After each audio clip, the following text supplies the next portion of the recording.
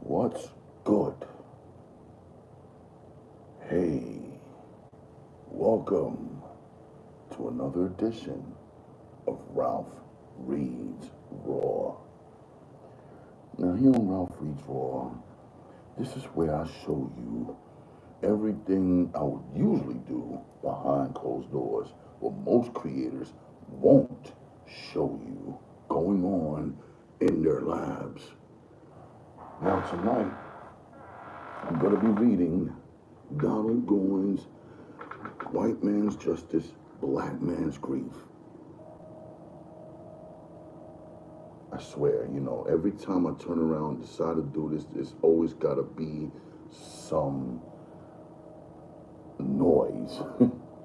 That's all right, though. We're going to fight through it. That's just ridiculous. It only started now, and I know those with the keen ear can actually hear the differences taking place outside. Nicole Smith, hello and welcome. You know, I can never find peace in this area. This is why I am begging and pleading for y'all to help me get out of here. That's ridiculous right there. Y'all hear that? I'm telling you, New York City is not the most idealistic place to record any kind of podcast. Of course, unless, of course, you live one of them high-rise buildings with 58 and 110 floors with soundproof windows and all kinds of, anyway. Moving on, let me say what's up to the executive producers who make this channel what it is with their support. Alasia Ross, Heaven Keep, Glenda Harper, Nia, C-Madge, Clarence Hale, I've been the healer, S. Salahuddin, Just Being Kiki, Nana James, Tamika Lucy, Cedric Cartier, Eric Wright, Say K, Danielle Cunningham, D. Eagle Galloway, K-Town, B. J. Bobo, Kick Game Proper, Maya Jackson, Scooby, Anika Evans, Vashidi Smith, Lanasia Cornish, Supreme Goddess Nikki, Marvin Kuntz, Chris Johnson, Stephen Wade, K. Marie Billingsley, Queen Maria da Silva, Team Money, 704 Liquor Hall, 704 Liquor House Talk Network. Pardon me. Papa Perk, Anaya Drake, Sherelle 5150, Damian Irving, Sweet D, Cynthia, Lost Roads, Keith Woods, Sees All the Time, Train Noel, Tyler Weedy, Tequila Green, Mr. Light, Goose Jack, Des Juan Manuel, Lady Rain, Fourth, and Des Juan Manuel, Lady Rain, Fourth, Desmond Thomas, Dario Carrington, Marcus Valentine, Kyla Easler, and the Easler family. BLE 007, Michael Woodford, Sandwich Flowers, Anthony Leach, Calm, Tama, Mr. Fulltime, Brian Latham, Mr. T, Logic and Friends. Salute y'all. Welcome aboard. And welcome to the damn truck that's outside the bus depot making all that goddamn noise in this industrial area. Why did I ever choose to move here? Just listen. Y'all hear that? I know it ain't just me. And now is when they decided to do this. Is what's killing me right now. So I may even have to come on later, which is bullshit. Anyway, folks, let's hope I can do the noise reductor thing. Oh boy.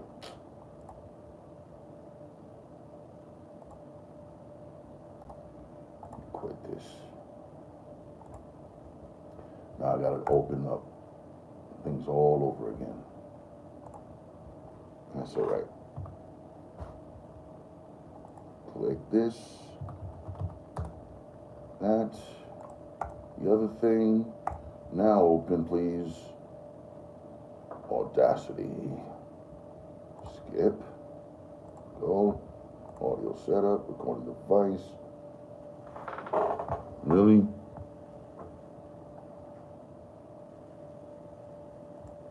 Oh, crap. Okay, quit that. System preferences, security and privacy, microphone, turn it on. And to be honest, I'm really not rushing because of what's going on outside, bro. I really want the best possible sounding recording for my podcast. And it's not being fair at all. That's not cool.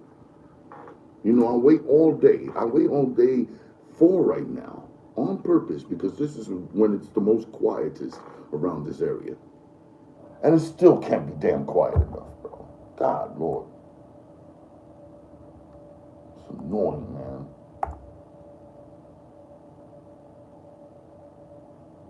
One, two, 1, 2. 1, 2, 1, 2. Yo.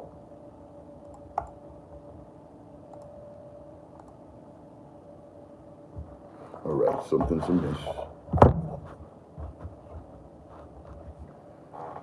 All right. There's always something.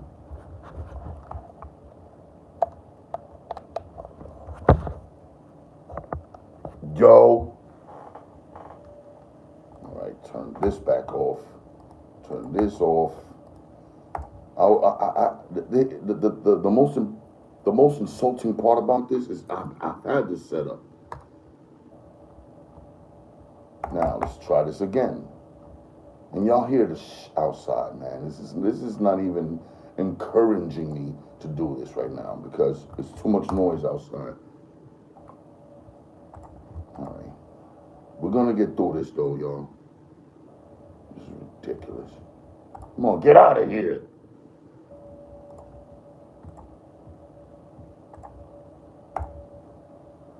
One, two.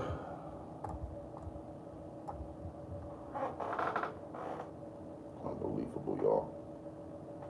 Anyway, because I ain't got a choice, let's go. Chapter 12. It was Chester's morning for court, and he was damn glad of it. Since Jug's arrival on the ward, everything had reverted to the law of the survival of the fittest. Jug hadn't wasted any time trying to take over. He took food from the weak. Anyone he thought might be afraid of him, black or white, and he'd started raping the weaker men. A young, thin, light complexion homosexual had been put on the ward, and Jug almost went out of his mind. He appeared to be completely in love. He couldn't stand for any of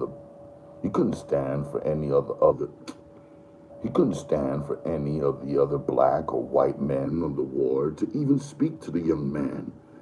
With the help of the homosexual, Jug had turned out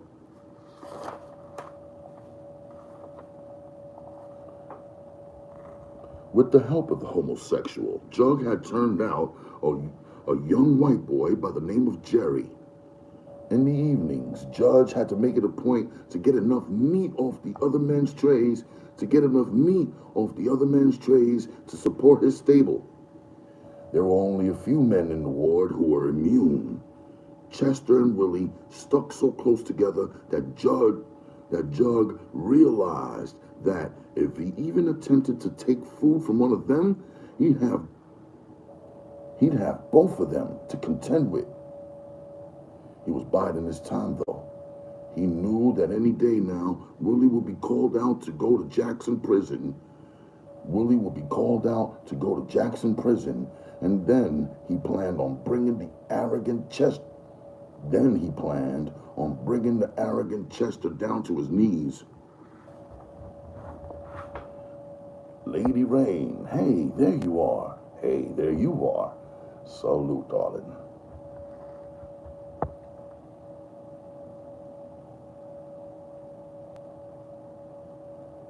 Then he planned on bringing the arrogant Chester down to his knees. The turnkey. Wow, that noise, man. The turnkey came down the rock calling out the names of the men due in court that morning. David Walker, Chester Hines, Gene Jackson. You guys ready? The last name he called, Gene Jackson, was the light complexioned homosexual. As the guard went down the corridor, Jug pulled Gene close and embraced him the same way a man would a woman. They stood toe to toe, kissing. Chester almost became overcome with disgust. He wasn't sick to his stomach. He had witnessed this same kind of scene many times before in the joint. It was a common sight in prison, seeing two men kissing.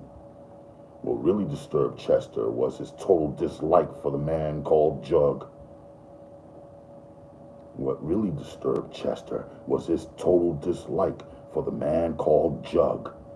The man's nugatory notoriety and his actions were sickening enough without any extra display of his depravity.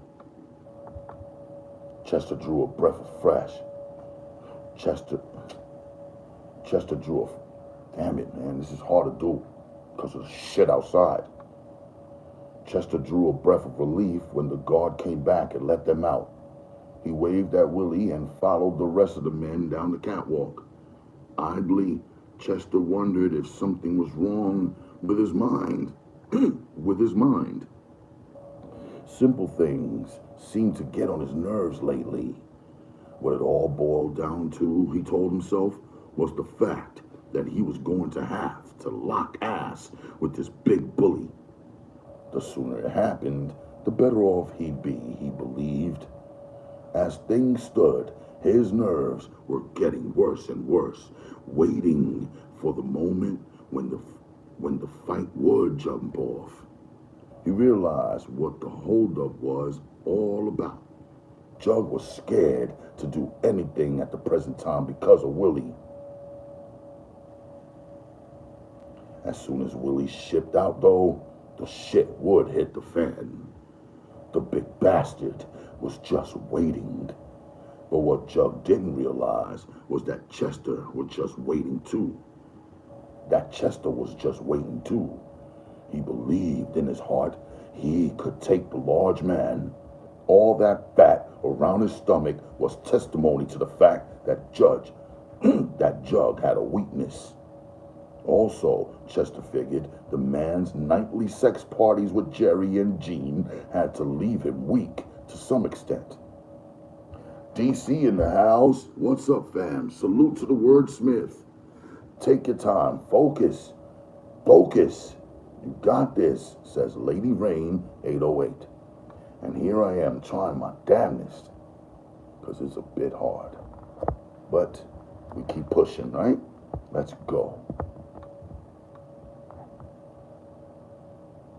On the elevator down, Gene moved over near Chester and attempted to start up a conversation.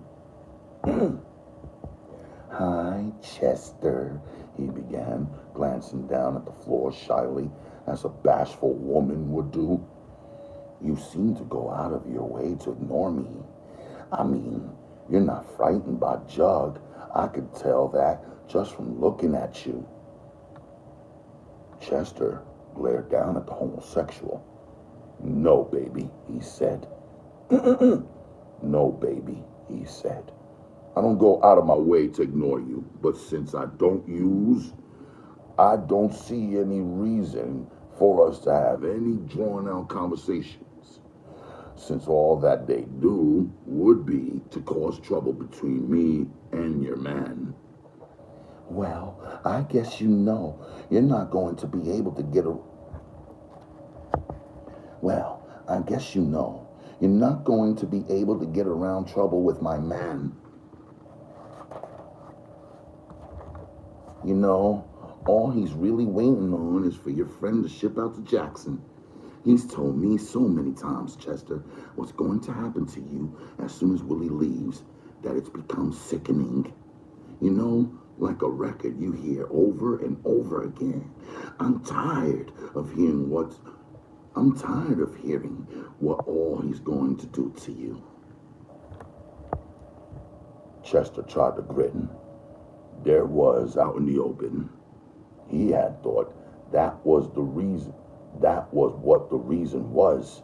Now, he knew for sure the best thing he could do would be to get together with Willie and kick the shit out of Jug tonight. To get it over with while he held the winning hand.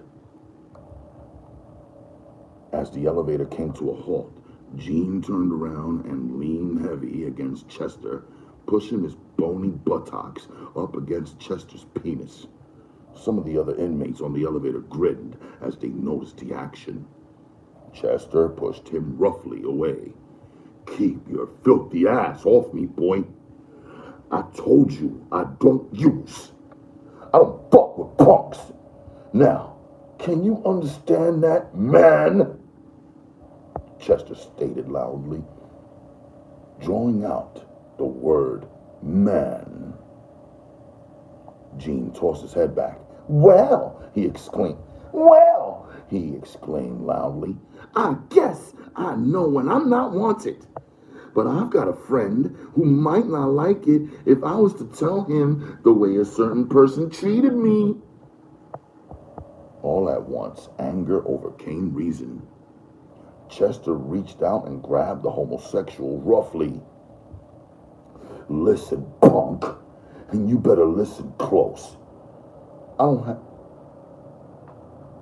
1 second.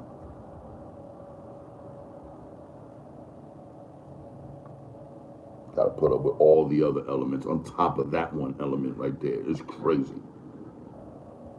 At night, at 2:30 in the fucking morning. LMAO, salute to 9 whatevers. I ain't gonna say that out loud. Pause. All right.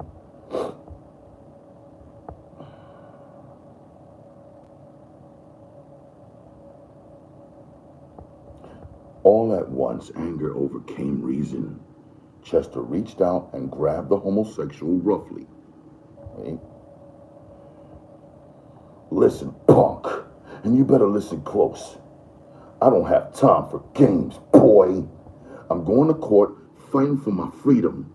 And here you are fucking around with some bullshit. Now I'm going to tell you something, kid. And you better pay heed. I've seen way too many men die because of punks like you. So, if anything should jump off in my direction because of something you said, I'll personally kick sparks out of your motherfucking sorry ass. Okay, you guys, let's cut that shit off back there, a guard said from the front of the elevator. The men slowly got out and played Follow the Leader. Before they were taken across the street, they were handcuffed tightly together.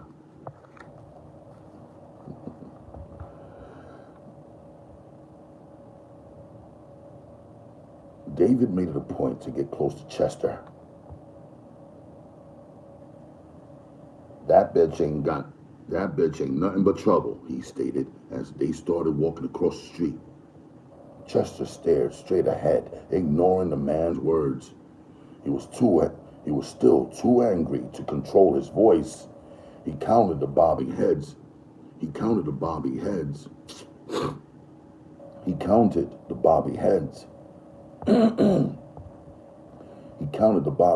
in front of him. There were 20 men handcuffed in his group. Behind them, another group of handcuffed men followed. When they reached the steps, Chester glanced back and he could see 2 more groups of prisoners coming across the street. Guards stood out in the middle of the street carrying riot guns and shotguns. I'll just be glad when this shit is over with, he said softly, not really speaking to anyone in particular. Know just what you mean, Chester, Gabriel replied. No. 1 second. All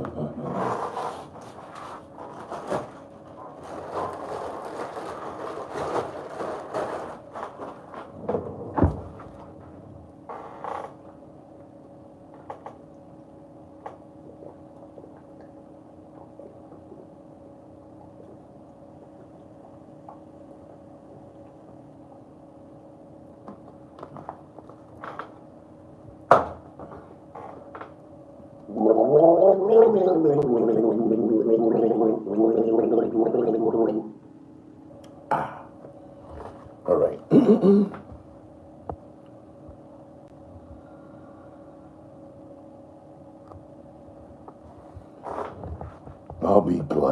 I'll just be glad when the shit is over with, he said softly, not really speaking to anyone in particular.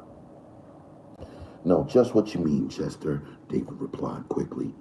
He welcomed conversation, anything to take his mind off of what lay ahead. I talked to my damn lawyer, a public defender at that, David began. And that bastard asked me if I wanted to cop out to a lesser charge. I told that nothing, motherfucker, I wouldn't cop out to a 10-day offense. I ain't did a motherfucking thing, so I ain't pleading guilty to nothing. Once he began speaking, it was like a damn opening. He couldn't seem to stop. Hell no, I ain't accepting no cop-out. These motherfuckers got me charged with a rape case. Yet, I ain't raped nobody. I'm the man in the jury trial, just like you told me to do. Yes, sir, it's going to go before the people so that they can see just how these bastards try and fuck over a man. Okay, you guys, hold it down back there, a guard said as he walked up and down the line.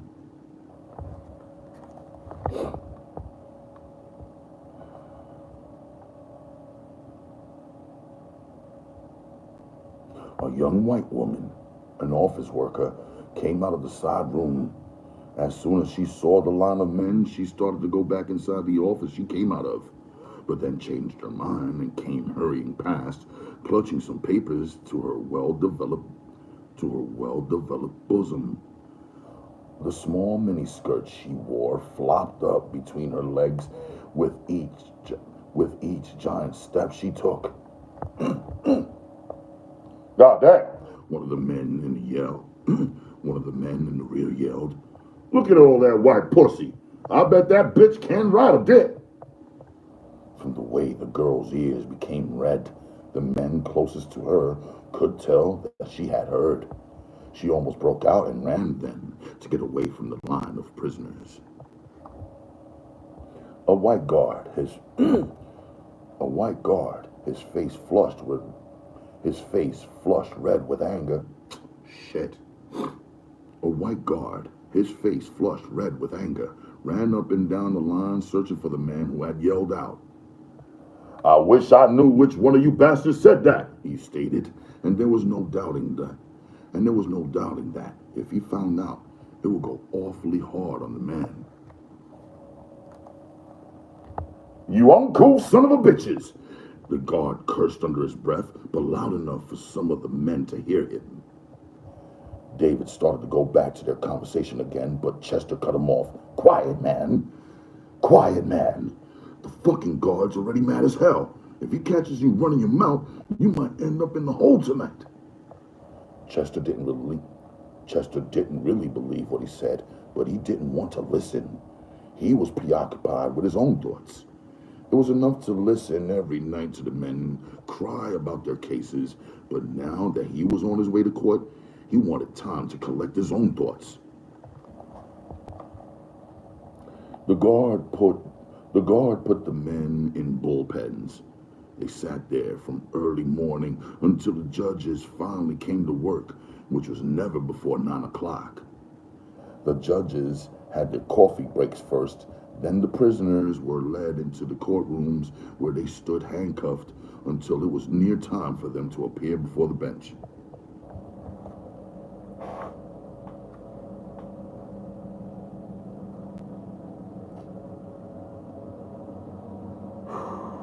One second, folks.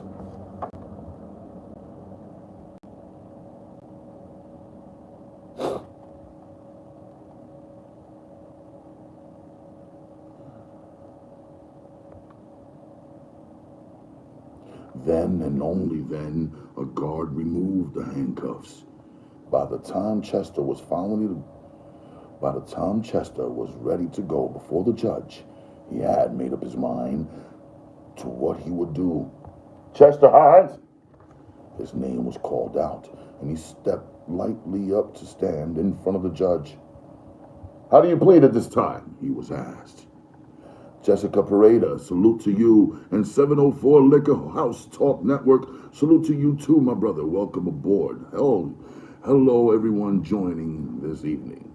704 Liquor House Talk Network. He's been a member for quite the while. Salute to you and Jessica Pereira. You are all welcome here.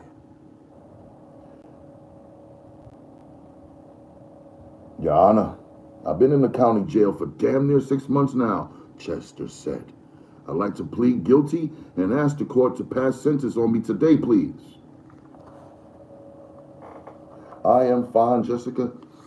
Trying to get through this classic book without all of these distractions. The white-haired judge glanced down at him briefly, then shuffled some papers in front of him. From your past record, Mr. Hines, it doesn't seem as though you have learned anything. Since you asked me to pass sentence today, I'll do just that. You've entered a plea of guilty, so the court now sentences you to 3.5 years to 4. You may have the time already spent in the county jail as time already served, the judge stated gravely, as if he were really giving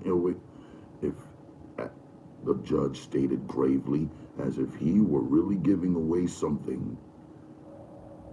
Thanks for nothing, Whitey, Chester replied loudly as a guard ran up to him. Chester knew as well as the judge did that the time served in the county jail was automatic. They had to give it to you, even if they didn't want to. As Chester was led away, he stared at the long line of black men waiting to step in front of the machine-like judge. There weren't even faces to judge. They were just black shadows that passed his way every day. Shadows with folders on them, telling what they had done in the past and where they should be put in the future. What most of the men didn't know was that the judge had read their records and written down on the folder while he was at home that past evening sipping scotch just how much time to give the man whose folder he held. Each folder had a certain amount of years written out on it. Very seldom was there an exception. Appearing in court was just a whitewash. The case had been settled long before the prisoner got up and ate his morning breakfast, Chester thought. David rushed up to the bars where Chester re-entered the bullpen. How did you make out, brother? The motherfucker gave me 3.5 to 4, Chester replied, not showing emotion of any kind. There was nothing left. He hadn't experienced anything other than what he got. He had hoped for a slightly lighter sentence, one that left room for parole, but it didn't make that much difference. That's why he hadn't bothered to tell his wife that he was due in court that morning. He didn't want to see any tears, didn't want to show any emotion. Salute to Jory D, who says Jesus is king. Absolutely.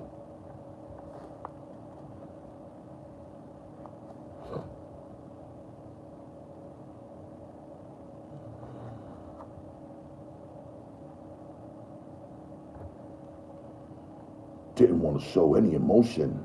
All he wanted to do was get to prison and start doing his time. Once he got to prison, he could start living like a human being again.